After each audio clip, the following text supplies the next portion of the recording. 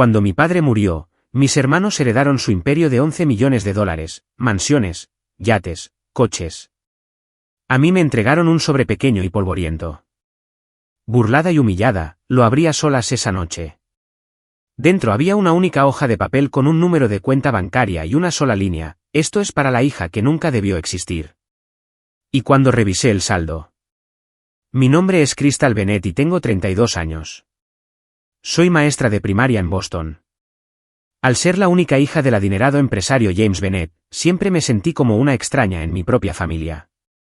El mes pasado, me senté en silencio mientras se leía el testamento de mi padre. Mis hermanos heredaron 11 millones de dólares en propiedades, inversiones y artículos de lujo. Yo recibí solo un sobre polvoriento. Antes de contarte lo que había dentro de ese sobre y cómo cambió mi vida para siempre, deja un comentario diciéndome desde dónde estás viendo esto y suscríbete si eres nuevo aquí. Nací durante una tormenta de nieve en enero. Mi madre, Sarah, murió por complicaciones durante el parto, dejando a mi padre, James, devastado y solo con una hija recién nacida que no tenía idea de cómo cuidar. Según mi tía Patricia, mi padre nunca volvió a ser el mismo después de la muerte de mi madre. La luz se apagó en sus ojos y volcó toda su energía en construir su negocio inmobiliario. Me convertí en una idea de último momento, criada principalmente por un personal rotativo de niñeras mientras mi padre trabajaba jornadas de 18 horas construyendo el imperio que un día destrozaría a nuestra familia. Cuando tenía 4 años, mi padre se volvió a casar. Marianne era una socialité de Boston con conexiones con familias de dinero antiguo y 2 hijos de su matrimonio anterior, Lucas, que tenía 6 años, y Dominique, que tenía 5. Recuerdo que me entusiasmaba la idea de tener hermanos y una nueva figura materna. Ese entusiasmo se desvaneció rápidamente cuando me di cuenta de que Marianne no tenía ningún interés en ser mi madre. El favoritismo hacia sus hijos biológicos fue sutil al principio, pero se hizo cada vez más evidente con el paso de los años. Cuando los niños recibían ropa nueva, la mía llegaba días después, casi como una ocurrencia tardía. Las fotos familiares siempre me situaban ligeramente apartada del núcleo familiar. En la cena, mis logros eran reconocidos con educados asentimientos, mientras que Lucas y Dominique recibían elogios entusiastas por los logros más pequeños. Nuestra casa era una mansión de 15.000 pies cuadrados en Beacon Hill con suelos de mármol, candelabros de cristal y habitaciones en las que no se me permitía entrar. Mi dormitorio estaba en el 3er piso, lejos de las dependencias familiares en el 2. A menudo me sentía más como una invitada que como una hija en mi propia casa. Los incidentes de exclusión se acumularon a lo largo de los años. Cuando tenía 8, la familia se fue de vacaciones a la Riviera Francesa, pero a mí me enviaron a quedarme con la hermana de mi madre en Vermont. La explicación fue que el viaje era por contactos de negocios y sería aburrido para una niña pequeña. Cuando cumplí 16, tanto Lucas como Dominique recibieron coches de lujo con interiores de cuero personalizados. Yo recibí una tarjeta de cumpleaños genérica con un billete de $20 dentro. A pesar de la negligencia emocional, me dediqué a los estudios, creyendo que si lograba lo suficiente, mi padre finalmente me vería. Fui la mejor de mi promoción en el instituto, obtuve una beca completa para Harvard y me gradué summa cum laude con un título en educación. Mientras los padres de mis compañeros rebosaban de orgullo en la graduación, mi padre miraba su reloj repetidamente y se fue inmediatamente después de la ceremonia a una reunión de negocios. Mis hermanos abandonaron la universidad para unirse al negocio familiar. Lucas duró 2 semestres en la Universidad de Boston antes de decidir que la educación era una pérdida de tiempo. Dominique aguantó 3 años en Princeton antes de fracasar y ser bienvenido en la empresa con un título de vicepresidente y una oficina en la esquina. Mientras tanto, sus mediocres intentos empresariales eran celebrados y financiados, mientras que mis logros académicos eran tratados, en el mejor de los casos, como una curiosidad. Cuando anuncié mi decisión de convertirme en maestra, mi madrastra se rió. Mi padre frunció el ceño y me preguntó si estaba tratando deliberadamente de avergonzar a la familia. ¿Una Bennett trabajando como maestra de escuela pública? ¿Qué pensarán nuestros amigos?, había preguntado. Le respondí que quería marcar una diferencia en la vida de los niños, no acumular riqueza.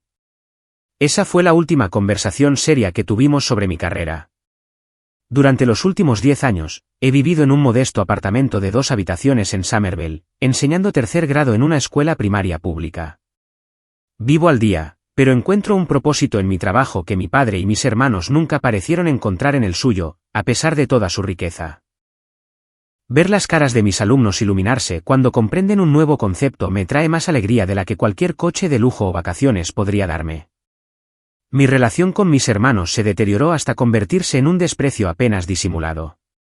En las reuniones familiares obligatorias como el Día de Acción de Gracias y Navidad, me saludaban con secos asentimientos antes de volver a conversaciones sobre el valor de las propiedades y las oportunidades de inversión. Lucas, el mayor, ocasionalmente hacía preguntas condescendientes sobre mi pequeño trabajo de maestra. Dominique rara vez me hablaba directamente, prefiriendo hablar de mí en tercera persona incluso cuando yo estaba presente. La última conversación normal que tuve con mi padre fue hace 2 años en la fiesta anual de Navidad de la empresa.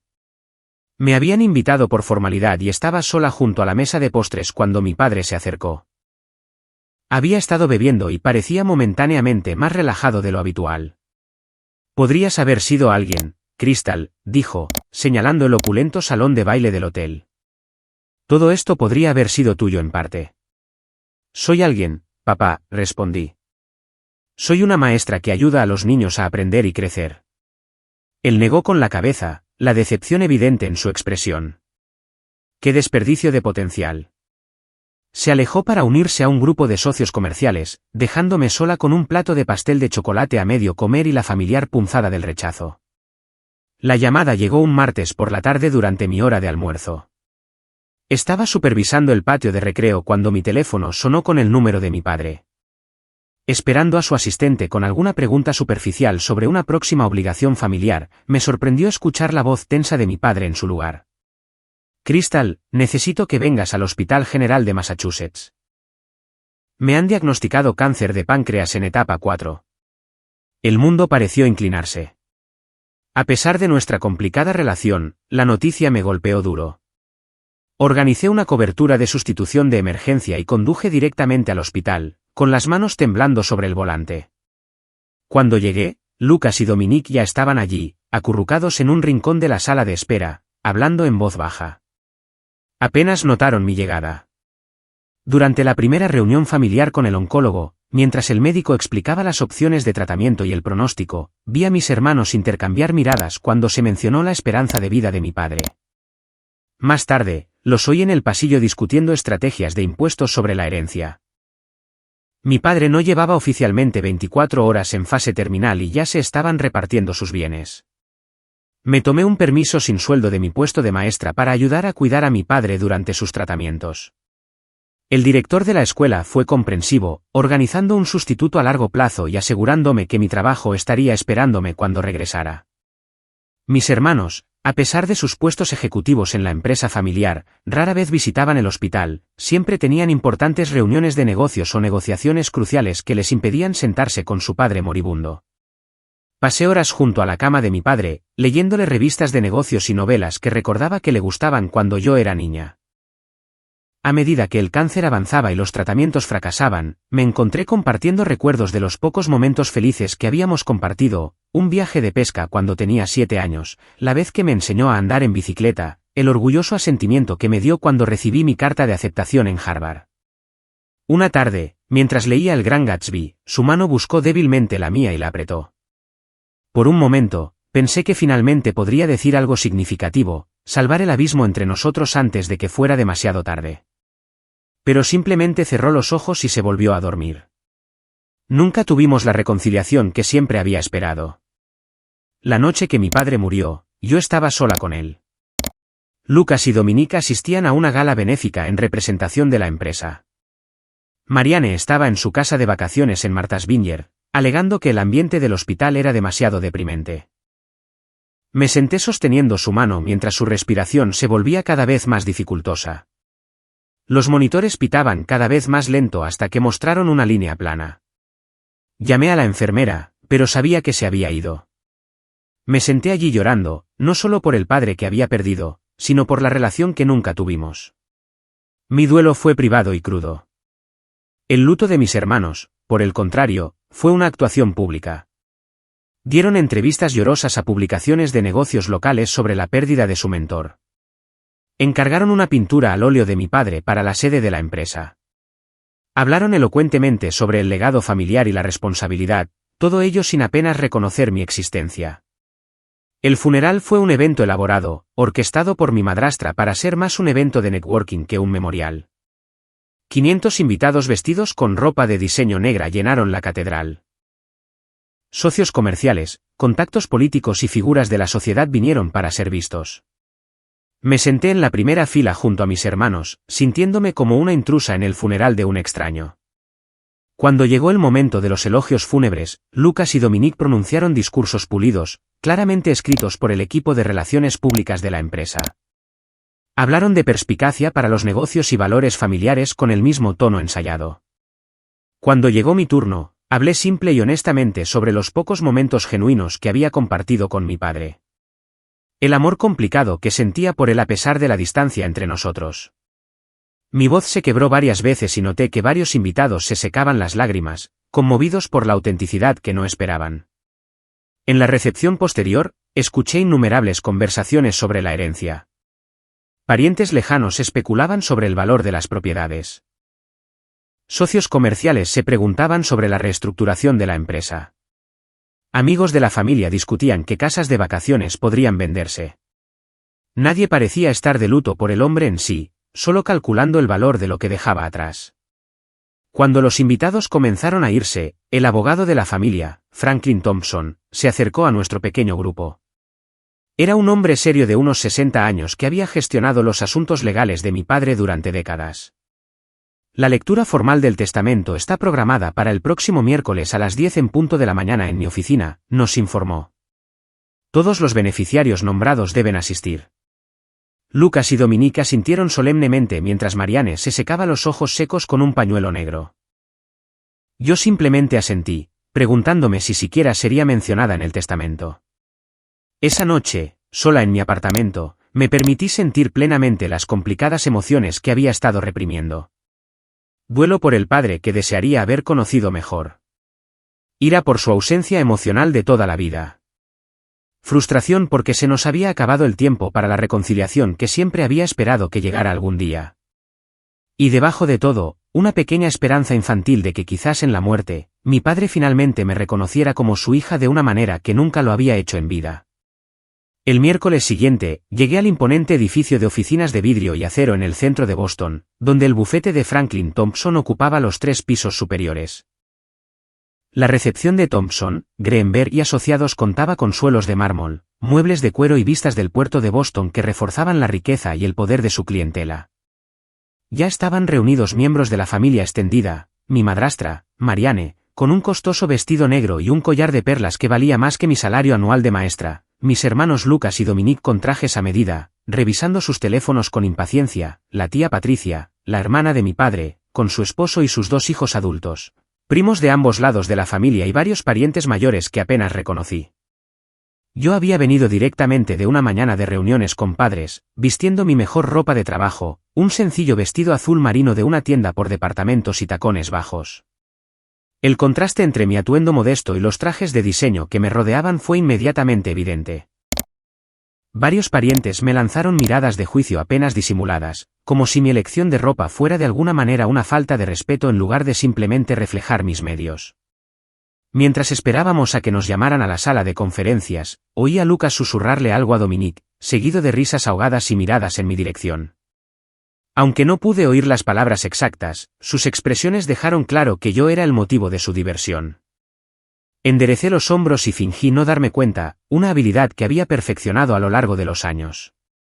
Exactamente a las 10 en punto, la asistente de Franklin Thompson nos invitó a pasar a la gran sala de conferencias, donde los abogados se sentaban a la cabecera de una reluciente mesa de caoba.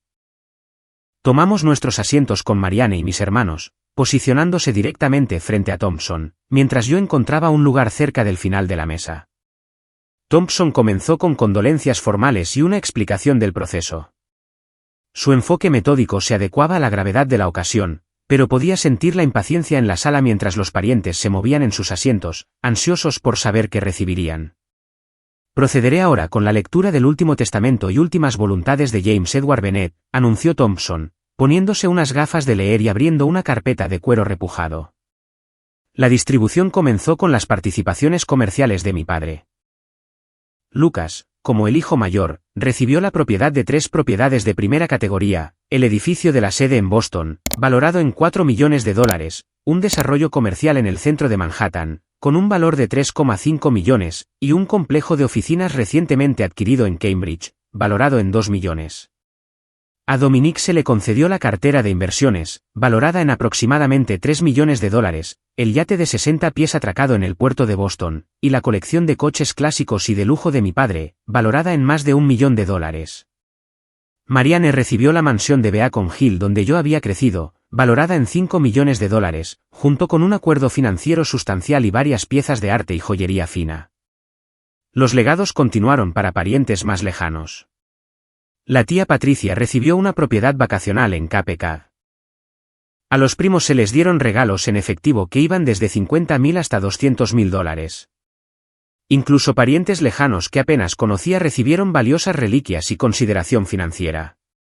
A medida que la lista de beneficiarios se hacía más larga sin que se mencionara mi nombre, la tensión en mi cuerpo aumentaba. Mantuve una expresión neutral, pero mis manos agarraban mi bolso con fuerza debajo de la mesa. Frente a mí, noté que la ligera sonrisa de Dominic crecía con cada legado que me excluía. Finalmente, después de casi una hora de distribuciones que representaban prácticamente todos los activos visibles de mi padre, Thompson se aclaró la garganta y dijo, y a mi hija, Crystal Sarah Bennett, le dejo el contenido de este sobre. Metió la mano en su carpeta y sacó un sobre de manila gastado, ligeramente amarillento por el tiempo. La sala quedó en silencio mientras Thompson rodeaba la mesa y me entregaba el sobre. Era delgado y ligero, nada parecido a los gruesos documentos legales que mis hermanos habían recibido detallando sus millones en herencia. Sentí todas las miradas sobre mí mientras lo aceptaba con un silencioso, gracias. Un sonido ahogado que podría haber sido una risa reprimida provino de la dirección de Lucas. Los labios de Marianne se curvaron en una sonrisa satisfecha que rápidamente cubrió con una mano enguantada. ¿Eso es todo?, preguntó la tía Patricia en voz alta, rompiendo el incómodo silencio. James le dejó a su única hija solo un sobre. El comportamiento profesional de Thompson nunca vaciló. Eso es lo que el difunto especificó en su testamento legal. Me quedé allí sentada, con el sobre en mis manos, sintiendo como si pesara 1000 libras. La humillación me quemaba por dentro, pero años de práctica ocultando mis emociones en esta familia me permitieron mantener la compostura. Asentí cortésmente, guardé el sobre en mi bolso y escuché mientras Thompson concluía los procedimientos formales. Cuando la reunión terminó, los parientes comenzaron a recoger su documentación y a discutir sus ganancias inesperadas en tonos emocionados. Nadie se me acercó ni me miró a los ojos. Me quedé sola, la hija invisible una vez más. El viaje en ascensor hasta el vestíbulo fue insoportable. Estaba rodeada de parientes que sostenían papeles que detallaban millones en activos mientras yo no tenía nada más que mi bolso con un solo sobre. El silencio solo se rompió cuando Lucas se inclinó y susurró, no te lo gastes todo en el mismo sitio, hermanita. Dominic se rió entre dientes, añadiendo, quizás haya un cupón para material escolar dentro. Papá siempre dijo que eras práctica.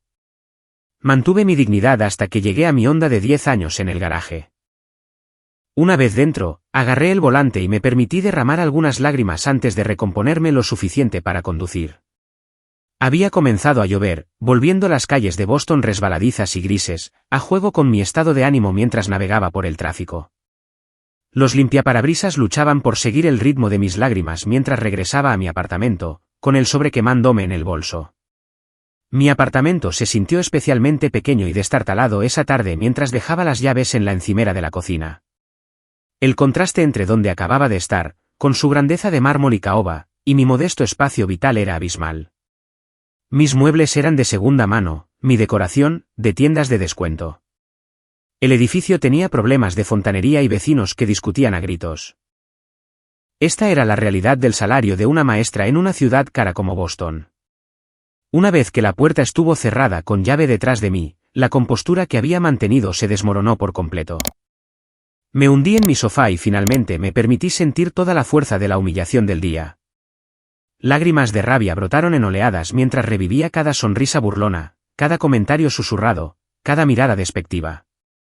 El mensaje final de mi padre parecía claro, a pesar de toda una vida tratando de ganar su amor y respeto, había fracasado. El mísero sobre era el punto final de una frase que se había escrito a lo largo de toda mi vida: no eres verdaderamente una Bennett. Arrojé el sobre mi mesa de café, incapaz de decidirme a abrirlo. ¿Qué podría contener que marcara alguna diferencia ahora? ¿Una última conferencia sobre cómo lo había decepcionado al elegir la educación en lugar de los negocios? ¿Una suma simbólica que solo subrayaría lo poco que me valoraba en comparación con mis hermanos? Durante horas, lo dejé allí, preparando la cena, corrigiendo trabajos, cualquier cosa para evitar confrontar el insulto final que pudiera contener. Alrededor de las 9 de la noche, me preparé una taza de té de manzanilla y me senté con las piernas cruzadas en mi sofá, mirando fijamente el sobre. El té se enfrió mientras reflexionaba sobre una vida de decepciones. Mi primer recuerdo era alcanzar a mi padre a los 3 años y que él se diera la vuelta para atender una llamada de negocios. Mi fiesta de 5º cumpleaños, que se perdió por el cierre de un trato inmobiliario. Mi graduación de secundaria, donde revisó correos electrónicos durante mi discurso como la mejor de la promoción. Toda una vida tratando de importarle a alguien que me veía, en el mejor de los casos, como una molestia. Poco después de la medianoche, con la lluvia aún repiqueteando contra mis ventanas, finalmente alcancé el sobre. Mis manos temblaban ligeramente mientras abría con cuidado la solapa sellada. El papel era viejo, el pegamento quebradizo. Dentro había una sola hoja de papel. La desdoblé y encontré lo que parecía ser un número de cuenta bancaria de una institución suiza, seguido de una línea de texto con la letra distintiva de mi padre: esto es para la hija que nunca debió existir. Miré las palabras, sintiendo una nueva oleada de dolor. Incluso desde más allá de la tumba, me estaba recordando que no era deseada, que mi propia existencia era una especie de error. Estuve tentada de arrugar el papel y tirarlo, de rechazarlo tan final y completamente como él me había rechazado a mí. Pero la curiosidad pudo más. ¿Qué significaba exactamente este mensaje críptico? ¿Había realmente algo en esta cuenta? ¿O era esta una última broma cruel? Saqué mi portátil de mi habitación y busqué la institución bancaria que figuraba en el papel. Efectivamente, era un banco privado legítimo en Zúrich que atendía a individuos de alto patrimonio neto. Con cierta vacilación, navegué hasta su portal de clientes. El sitio permitía un inicio de sesión seguro utilizando el número de cuenta y un identificador personal. Después de probar varias combinaciones, incluyendo mi fecha de nacimiento y mi número de seguro social, descubrí que el identificador era la fecha de nacimiento de mi madre, un dato que solo conocía porque una vez había encontrado su certificado de nacimiento mientras buscaba información sobre ella. La pantalla se cargó lentamente y me preparé para la decepción, esperando encontrar una cantidad nominal, quizás unos pocos miles como mucho. Cuando el saldo finalmente apareció, parpadeé con incredulidad, segura de que estaba leyendo mal el número o que el sistema había cometido un error. La cuenta mostraba un saldo de $25.786.412. Miré la pantalla, incapaz de procesar lo que estaba viendo. Refresqué la página, pensando que debía ser un error. Apareció la misma cifra. Salí completamente de la sesión y volví a entrar.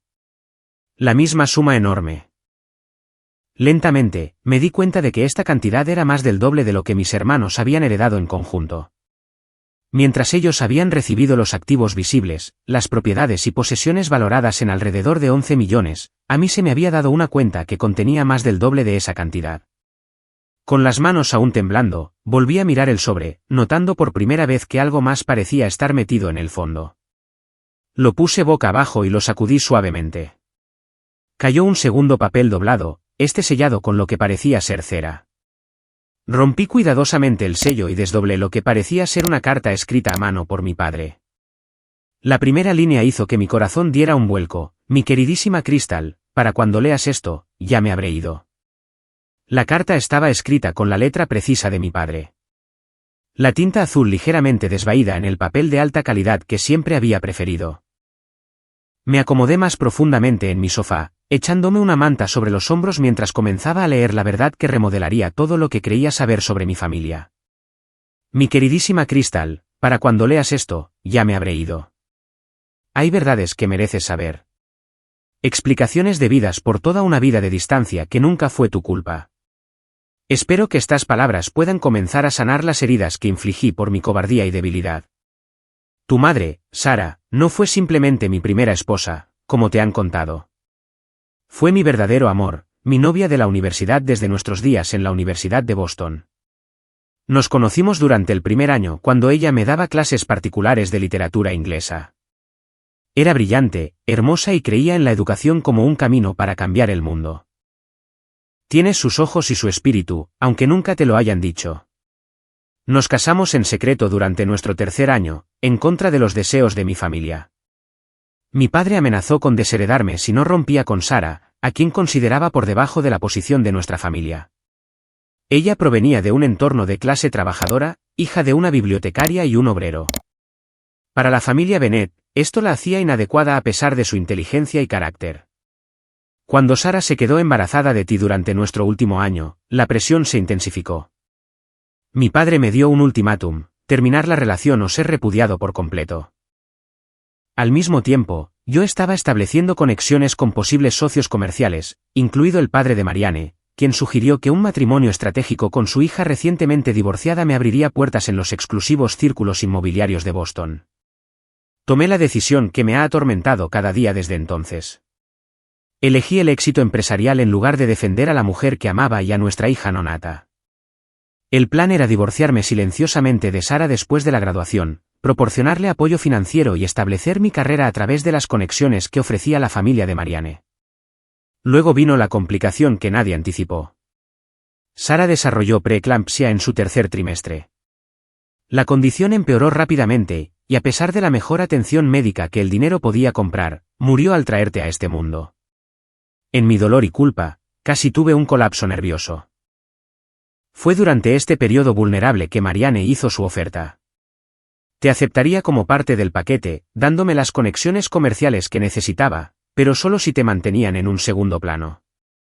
Tu existencia sería reconocida, pero nunca celebrada. Se te proveería, pero nunca se te priorizaría. En mi debilidad y ambición, acepté estos términos vergonzosos. Es el mayor arrepentimiento de mi vida. Lo que no sabes es que desde el día de tu nacimiento, comencé a construir en secreto un fondo para ti. En cada gran acuerdo que cerraba, desviaba un porcentaje a cuentas en el extranjero bajo el pretexto de honorarios de consultoría. A lo largo de las décadas, estas inversiones crecieron sustancialmente. La información de la cuenta que ahora tienes representa tu verdadera herencia, libre del conocimiento o la influencia de Marianne. Hace 3 años, descubrí algo inquietante. Lucas y Dominique habían estado malversando sistemáticamente de la empresa con el conocimiento y la aprobación de Marianne. Habían establecido empresas fantasma que facturaban servicios inexistentes, dirigían fondos de la empresa a cuentas personales y cometían fraude fiscal que podría haber destruido todo lo que construí. Cuando los confronté en privado, no mostraron remordimiento. Lucas se rió y dijo que nunca los expondría porque dañaría la reputación de la empresa. Dominique sugirió que, como el dinero eventualmente sería suyo de todos modos, simplemente estaban acelerando el cronograma. Marianne los defendió, diciendo que estaban mostrando iniciativa. Estaba preparándome para tomar acciones legales cuando llegó mi diagnóstico de cáncer. La etapa avanzada de la enfermedad aceleró mis planes para protegerte y asegurar que se hiciera justicia. La lectura del testamento que presenciaste hoy fue teatro, Cristal. Una distracción para proteger tu herencia de aquellos que intentarían quitártela. La memoria USB incluida con esta carta contiene una extensa documentación de los crímenes de tus hermanos. El investigador privado que recopiló esta evidencia, Daniel Walsh, es un exagente del FBI que ha trabajado para mí durante años. Su información de contacto está incluida. Él lo sabe todo y te ayudará a navegar lo que viene a continuación. Quizás te preguntes sobre el mensaje en la información de la cuenta: esto es para la hija que nunca debió existir. Esto no se refiere a mis sentimientos hacia ti, sino al intento de mi familia de borrarte del legado de los Bennet. Desde el momento de tu concepción, las fuerzas conspiraron para evitar tu existencia. Sin embargo, aquí estás, más fuerte y con más principios que cualquiera de nosotros. La verdad que más me avergüenza es que, a pesar de mi fracaso en demostrarlo, siempre fuiste la hija que más amé. Tu amabilidad, inteligencia e integridad me recordaban a diario a tu madre y al hombre que debería haber sido. Cada logro tuyo que desestimé en público, lo celebré en privado. Cada obra escolar a la que afirmé estar demasiado ocupado para asistir, la vi desde la última fila, yéndome antes de que pudieras verme. No pido perdón, no lo merezco.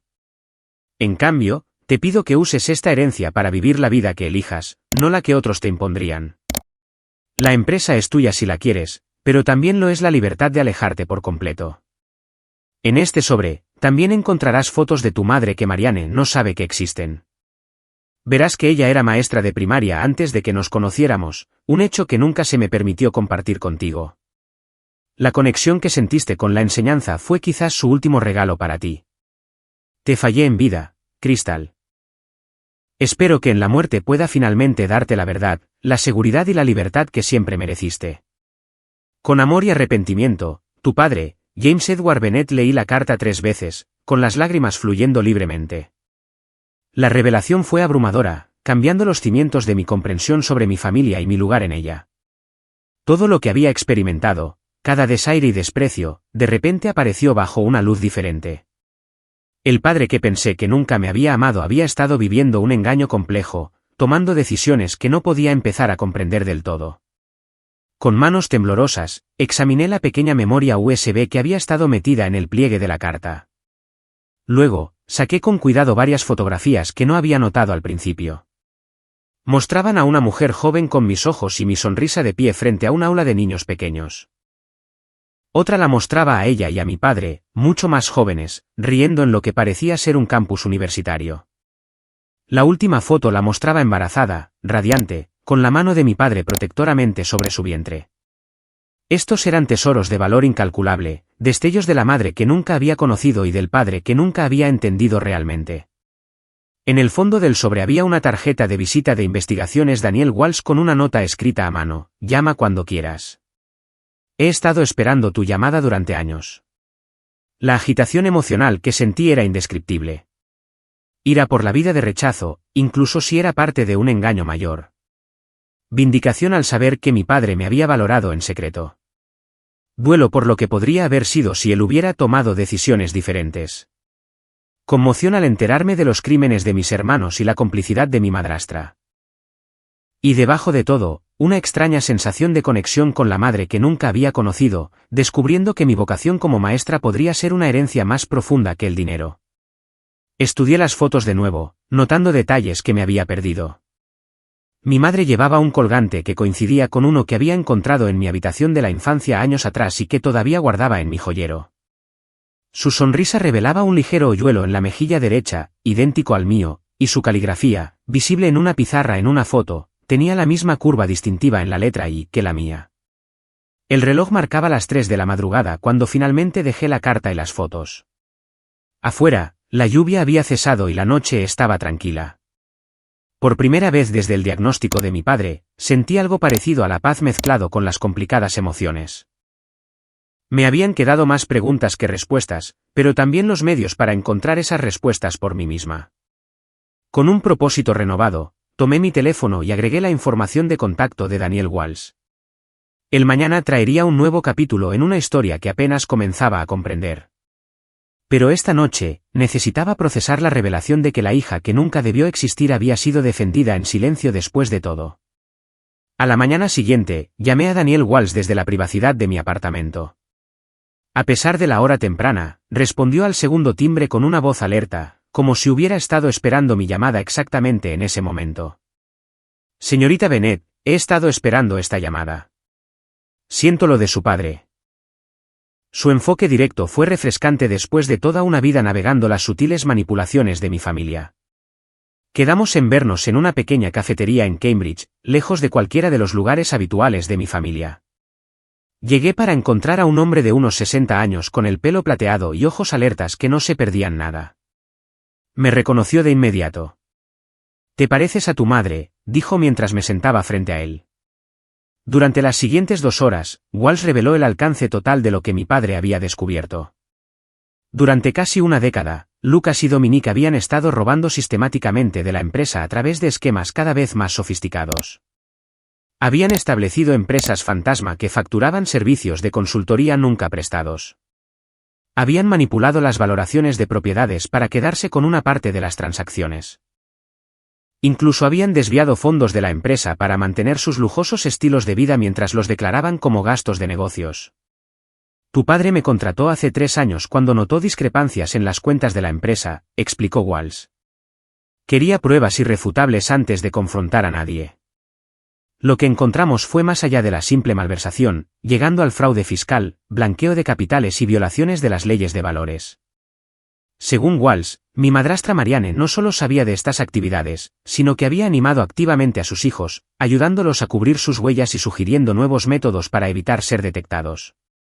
También había estado aislando sistemáticamente a mi padre de amigos y socios comerciales de toda la vida que podrían haber notado las irregularidades antes.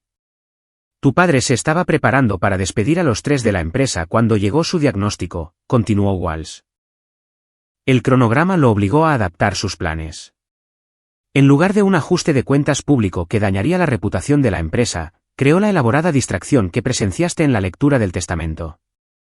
Walsh sacó una carpeta con documentos que mostraban que, si bien mis hermanos habían heredado los activos visibles, la propiedad real de la empresa se había transferido silenciosamente a un fideicomiso a mi nombre meses antes de la muerte de mi padre. Las propiedades que creían controlar en realidad eran propiedad de la corporación, con ellos como accionistas minoritarios, sujetos a la aprobación del Consejo para cualquier decisión significativa. La reunión del Consejo de Administración está programada para el próximo lunes, me informó Walsh. Las instrucciones de tu padre eran que su enfermedad se usara como explicación para el retraso. Los miembros del Consejo aún no saben que el liderazgo se ha transferido a ti.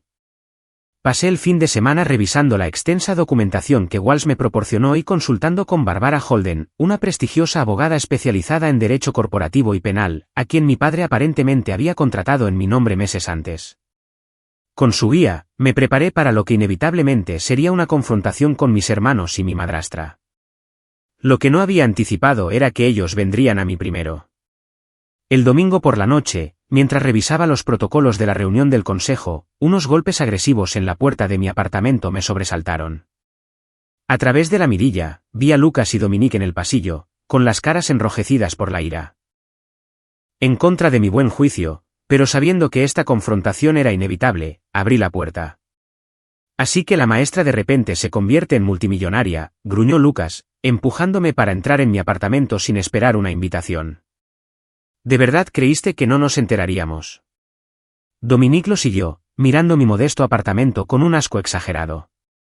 Uno de los contactos bancarios de papá en Zúrich llamó a Marianne esta mañana. Aparentemente, había una preocupación por una actividad inusual en una cuenta importante. Imagina nuestra sorpresa cuando nos enteramos de tu pequeña ganancia inesperada. Cerré la puerta con calma, la determinación reemplazó el miedo que podría haber sentido en el pasado. Imagino que fue todo un shock. Déjate de hacerte la inocente, exigió Lucas. Manipulaste a un anciano moribundo para que cambiara su testamento.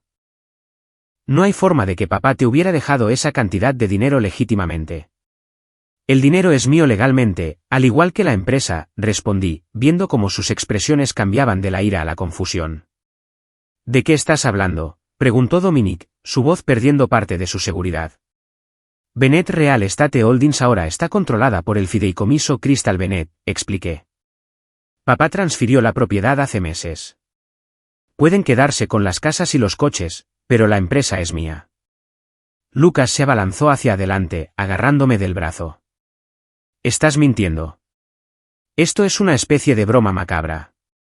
Me aparté, con la voz firme. No estoy mintiendo. Y sé sobre la malversación, el fraude, las empresas fantasma. Tengo toda la documentación. Papá lo sabía todo. El color desapareció de sus rostros. Dominique se recuperó primero, su expresión cambiando a un encanto practicado que le había visto usar con otros, pero nunca conmigo. Crystal, seamos razonables. Somos familia. Sea lo que sea que creas que sabes, podemos llegar a un acuerdo. Hay suficiente para todos. Eso pueden discutirlo con la SEC y el IRS, respondí. La documentación ya ha sido asegurada con múltiples abogados. El rostro de Lucas se contrajo de rabia. No te atreverías. Destruirías el apellido de la familia. El apellido del que estabas tan orgulloso mientras robabas millones de la empresa. ¿Ese apellido?, pregunté, encontrando una fuerza que no sabía que poseía. Deberían irse ahora. Mi abogada se pondrá en contacto con ustedes mañana sobre la reunión del consejo. Se fueron con amenazas y promesas de acciones legales, pero pude ver el miedo debajo de su bravuconería. Por primera vez en mi vida, les había hecho frente y los había visto retirarse. A la mañana siguiente, recibí la notificación de que Lucas y Dominique habían presentado una acción legal, alegando que mi padre había estado mentalmente incapacitado al hacer sus arreglos finales. Su abogado, una conexión familiar de toda la vida, presentó declaraciones juradas de Marianne y varios de sus amigos testificando sobre el estado de confusión de mi padre en sus últimos meses. Lo que no sabían era que mi padre, anticipando exactamente este movimiento, se había sometido a una extensa evaluación cognitiva por parte de 3 especialistas independientes que habían documentado su completa competencia mental específicamente para contrarrestar tales afirmaciones. Barbara Holden presentó estas evaluaciones al tribunal junto con grabaciones de vídeo de mi padre declarando explícitamente sus deseos y explicando su razonamiento. Simultáneamente, Walsh proporcionó evidencia de las fechorías de mis hermanos a la Comisión de Bolsa y Valores y al Servicio de Impuestos Internos. En cuestión de días, ambas agencias habían abierto investigaciones. La noticia estalló en la prensa de negocios de Boston: Imperio Bennett en crisis, herederos enfrentan cargos de fraude, hija toma el control. De la noche a la mañana, lo que había sido un asunto familiar privado se convirtió en un espectáculo público. Antiguos socios comerciales se distanciaron de Lucas y Dominique. Las invitaciones sociales para Marianne se agotaron mientras la sociedad de Boston se cerraba ante el posible escándalo. La reunión del consejo a la que asistí el lunes siguiente fue tensa pero decisiva. Muchos miembros del consejo habían sido amigos de toda la vida de mi padre que habían sospechado que algo no estaba bien pero carecían de pruebas. Cuando se les presentó la evidencia de las actividades de mis hermanos y la documentación de mi control legal de la empresa, votaron unánimemente para apoyar la transición. El abogado de Lucas y Dominique presionó para obtener una orden judicial de emergencia para evitar que yo tomara el control, lo que resultó en un enfrentamiento en la sala del tribunal que duró 3 días. Barbara Holden desmanteló metódicamente su caso, presentando evidencia de la cuidadosa planificación y la competencia mental de mi padre junto con la documentación de los crímenes financieros de mis hermanos. Marianne subió al estrado llorando, afirmando que yo me había distanciado de la familia por elección, que mi padre había sido manipulado en su estado debilitado, que mis hermanos eran hijos devotos perseguidos injustamente. Su actuación fue convincente hasta que Holden presentó correos electrónicos entre Marianne y sus hijos discutiendo cómo desviar fondos de la empresa sin el conocimiento de mi padre. El momento decisivo llegó cuando Walsh subió al estrado. Su testimonio, respaldado por registros financieros, fotos de vigilancia y conversaciones grabadas, no dejó dudas sobre las actividades de mis hermanos ni sobre las intenciones de mi padre. El juez falló completamente a mi favor, levantando la orden judicial temporal y permitiéndome el control total de Bennett Real Estate Holdings. Las investigaciones penales avanzaron rápidamente. Lucas, enfrentando los cargos más graves, incluyendo evasión de impuestos y fraude de valores, fue arrestado la semana siguiente. Dominique, que había sido marginalmente más cuidadoso en sus actividades, negoció un acuerdo de culpabilidad que incluía sanciones financieras significativas pero un tiempo limitado en la cárcel. Marianne, aunque no fue acusada penalmente, enfrentó sanciones civiles y la humillación social que para ella fue quizás el peor castigo. A través de todo, me sentí extrañamente distante, como si estuviera viendo desarrollarse el drama familiar de otra persona. La victoria no trajo alegría, solo una sensación de que se hacía justicia y se honraban los últimos deseos de mi padre. La hija que nunca debió existir no solo había sobrevivido, sino que ahora controlaba el imperio que se había construido a costa de su infancia. Los meses posteriores a la decisión judicial fueron un periodo de profundo ajuste. Me despertaba en mi modesto apartamento, me preparaba para mi día de enseñanza y luego recordaba que ahora era una de las mujeres más ricas de Boston. La disonancia cognitiva era discordante. Durante semanas, no cambié nada de mi rutina diaria, necesitando tiempo para procesar no solo mi nueva realidad financiera, sino el complicado legado emocional que mi padre me había dejado. En muchos sentidos, el dinero se sentía inmerecido. No había construido la empresa ni realizado las inversiones que generaron esta riqueza. Simplemente había nacido de un hombre que tomó decisiones personales terribles, pero que aparentemente me amaba a su manera disfuncional. El conocimiento fue tanto sanador como doloroso. Una venda arrancada de una herida que finalmente podría comenzar a sanar adecuadamente. Después de una considerable reflexión, comencé a trabajar con una terapeuta especializada en trauma familiar y transiciones de riqueza repentina. La doctora Meredith Klein me ayudó a navegar las complejas emociones que rodeaban mi herencia, las revelaciones de mi padre y 32 años de disfunción familiar. A través de nuestras sesiones semanales, comencé a entender que podía reconocer el amor de mi padre sin dejar de responsabilizarlo por sus fracasos. Podía perdonar sin olvidar. Podía avanzar sin borrar el pasado. A pesar de que los asesores financieros sugirieron que dejara mi puesto de maestra, decidí continuar. A los niños de tercer grado en mi aula no les importaba mi cuenta bancaria ni mi drama familiar. Les importaba que supiera sus nombres, celebrara sus logros y los ayudara cuando tenían dificultades. La normalidad y el propósito de la enseñanza me proporcionaron un ancla mientras otros aspectos de mi vida se transformaban drásticamente. Mi primera decisión financiera significativa fue establecer la Fundación Educativa Sarah Bennett, nombrada en honor a la madre que nunca había conocido. Con una dotación inicial de $10 millones, la fundación proporcionaría becas para niños desfavorecidos y apoyaría programas de formación de maestros. Crear algo significativo a partir de la herencia se sintió como honrar tanto la memoria de mi madre como el trabajo de mi propia vida. Trabajando con Barbara Holden, comencé el proceso de desinvertir en el exceso material de la familia. La mansión de Beacon Hill, donde había crecido sintiéndome como una invitada no deseada, fue vendida y las ganancias se dividieron entre la fundación y la investigación del cáncer. Los coches de lujo de mis hermanos fueron subastados. El yate se vendió a un empresario tecnológico de Seattle. Me quedé solo con artículos de genuino valor sentimental, algunas fotografías familiares, los pendientes de perlas de mi abuela y una primera edición de El Gran Gatsby que había sido el libro favorito de mi padre. A través de los contactos de Walsh, localicé a varios de los antiguos colegas y amigos de mi madre. Durante cafés y almuerzos, recopilé historias sobre Sarah Bennett que lentamente construyeron una imagen de la mujer cuya vida fue truncada al traerme al mundo. Aprendí que tenía talento para la pintura de acuarela, amaba la música clásica y tenía una risa que podía llenar una habitación. Descubrí que había sido voluntaria enseñando clases de alfabetización para adultos los fines de semana y que había planeado obtener una maestría en educación después de que yo naciera. Lo más significativo fue conocer a Eleanor Richardson, la mejor amiga de mi madre de la universidad, quien reconoció mis gestos de inmediato. Inclinas la cabeza exactamente como Sara cuando estás pensando, me dijo con lágrimas en los ojos, y esa risa.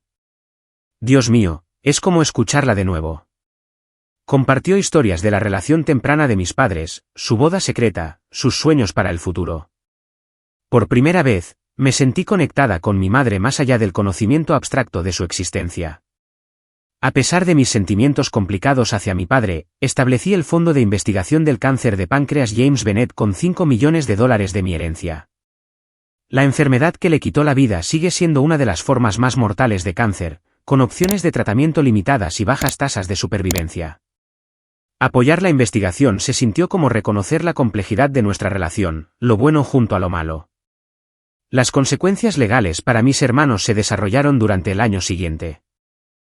Lucas fue sentenciado a 4 años en una prisión federal por evasión de impuestos, fraude de valores y blanqueo de capitales.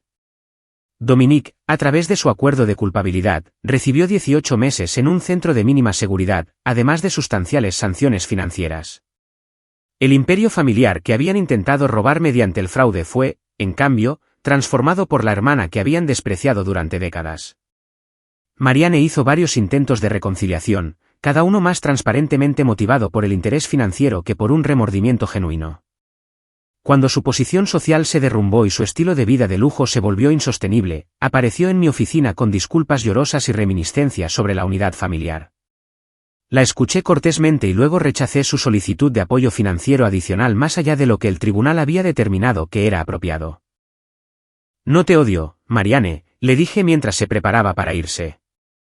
Eso requeriría una energía emocional que ya no estoy dispuesta a invertir en esta relación. Te deseo lo mejor, pero nuestros caminos se separan aquí. El viaje hacia el perdón no fue para ellos, sino para mí. Aferrarme a la ira y el resentimiento solo continuaría dándoles poder sobre mi bienestar emocional.